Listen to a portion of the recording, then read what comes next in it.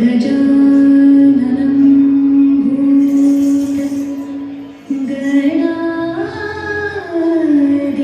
भूतगणादिसेवितं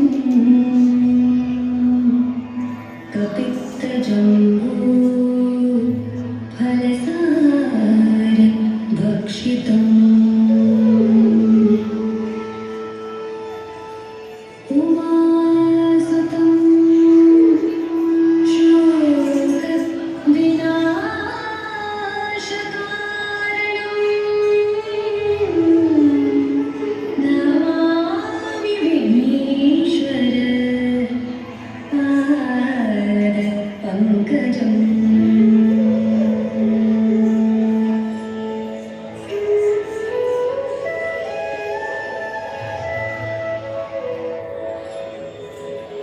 गजाननं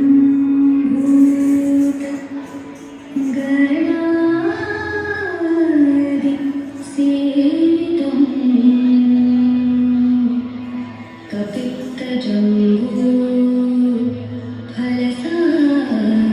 कपित्तजम्बूफलसारभक्षितम्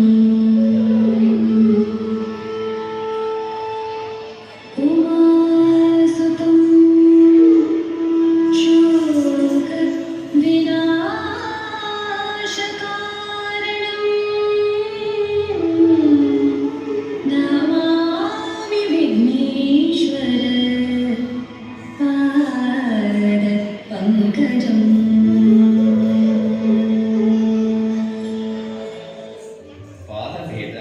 according to Abhinaya Darpan. वक्ष्यते पादभेदानां लक्ष्णां पूर्वसम्मतं